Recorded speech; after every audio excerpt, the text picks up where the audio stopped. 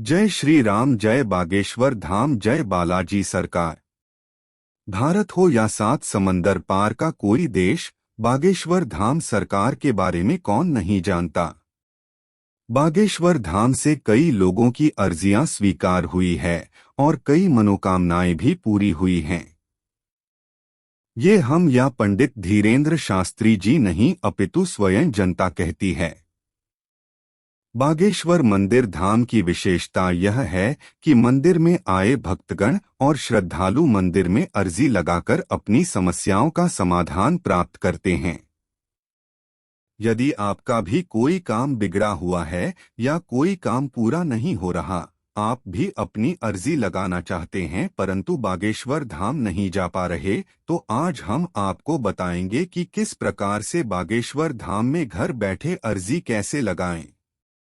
यदि आपने सच्चे मन से अर्जी लगाई तो बहुत ही जल्द बागेश्वर धाम सरकार आपकी इस अर्जी को सुनेंगे और आपको पता भी लग जाएगा कि आपकी अर्जी स्वीकार हो गई है।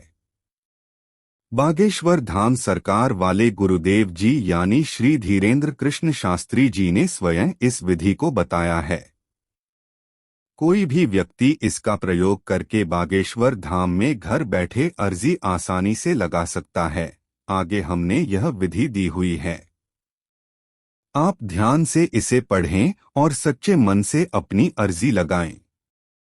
घर पर सर्वप्रथम आपको एक लाल रंग का कपड़ा लेना है और उसके साथ में एक नारियल लेना है।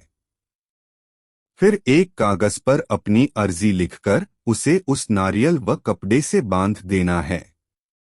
मंत्र बोलना है बागेश्वराय नमः। इस मंत्र की पूरी एक माला आपको करनी जपनी है। जिस दिन से आप इसे बांधें, लहसुन प्याज छोड़ देनी है।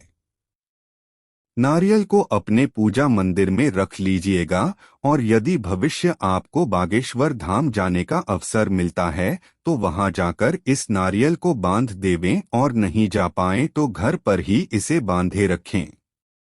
इसके साथ ही घर में जो अर्जी बांधे उसे 4 दिन तक ब्रह्मचर्य का पालन करना होगा यदि आप गृहस्थ हैं तो भी।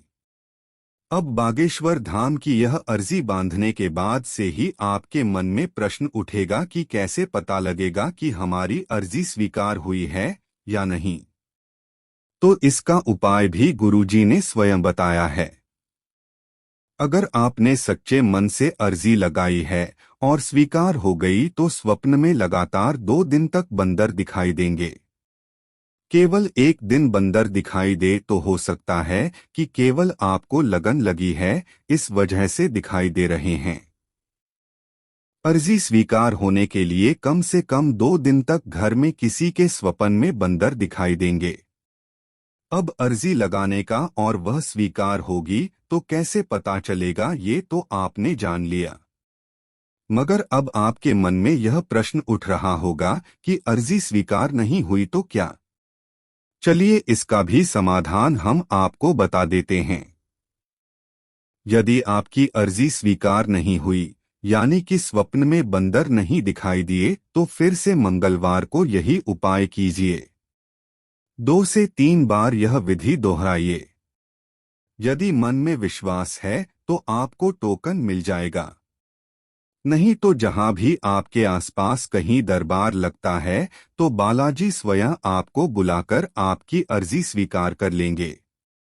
आशा करते हैं कि आपको आपके प्रश्न बागेश्वर धाम में घर बैठे अर्जी कैसे लगाएं का उत्तर मिल गया होगा। हमारी श्री बागेश्वर धाम सरकार से यही प्रार्थना है कि जल्द से जल्द आपकी अर्जी स्वीकार हो और आपकी मनोकामना पूर्ण हो। हाल ही में चल रहे बागेश्वर धाम पर आरोप प्रत्यारोप का भी धीरेन्द्र शास्त्री जी ने मुंहतोड़ जवाब दिया है और दुश्मनों की तो ठठरी ही बांध दी है। हम सब उनके साथ हैं।